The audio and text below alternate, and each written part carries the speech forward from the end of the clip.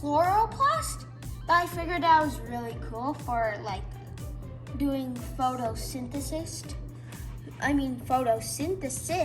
And then the vacuole system is actually really big. It takes about 40 to 80% of the full cell.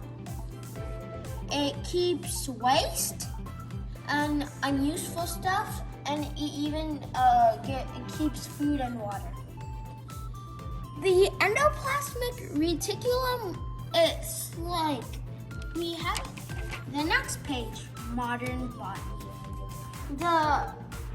Robert Hooke discovered cells because he looked through a microscope and found tiny stuff. And then he called them cells because they were like the jail cells. They were shaped like a jail cells, my teacher told me.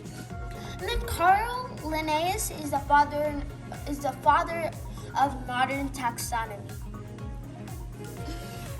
Kingdom, phylum, class, order, family, and then genus, and then species. And then we actually created a quote in class, but I kind of remember I don't know. The mitochondria is like a normal thing to help the cell be strong and healthy. This page is called plant cells. First of all, these plants have roots, and the bigger ones, and then are called primary roots. I tried making it like this, and then there were small roots attached to them, which made them get water, and then those were called secondary roots. The water would go into the plant, secondary root, and it would go up to the leaves. And then the leaves create sugar and energy. They keep the energy for themselves. But since the full plant did this, like the full plant which actually did this, every single part would be like human. Everyone would want sugar, so it's like Halloween for the plants every day. And then it would go up and down, up and down. So the up and down process is called phloem. So Carl Linnaeus was the father of modern taxonomy because he found the first two types of cells, and then he split all the cells into two things. So like he figured out that there were animals, and he even found plants. And then later on, there were other stuff like fungi, bacteria, all of those other kind of stuff. They're actually really cool because once my teacher showed us a picture. So DNA, like, it's amazing because it helped further classify plants cells into more stuff. And then like the nucleus from the before page is like the boss in my school. Miss Finn is like she is the person who takes care of the school. She's like the principal. And then the nucleus is just like her. And then usually I would think of the vacuole as like the cafeterians like them.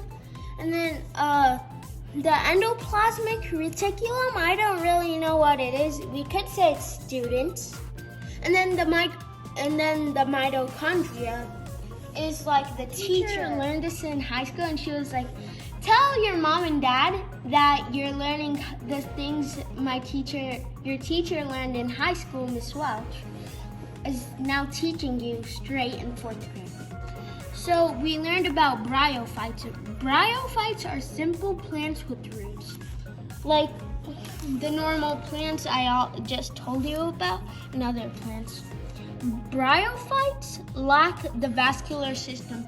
So as like plants get more evolutionary, like cactus, plants can store water in them. So, which means they can live in very hot and there's not that much water in that Desert place. conditions. Yeah, like a desert condition or a severe condition actually. So first we would get haploid spores, which came from a diploid sporophyte, and then the haploid spores would go to the haploid gametophyte as they grew.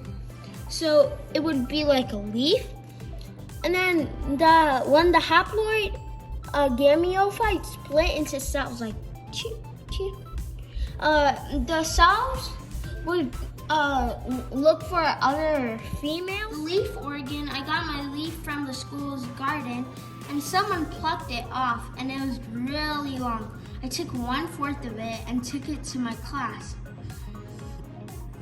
It at first looked like a tuft of grass because like it was this long. I thought it was like grass, like which goes out like this. And then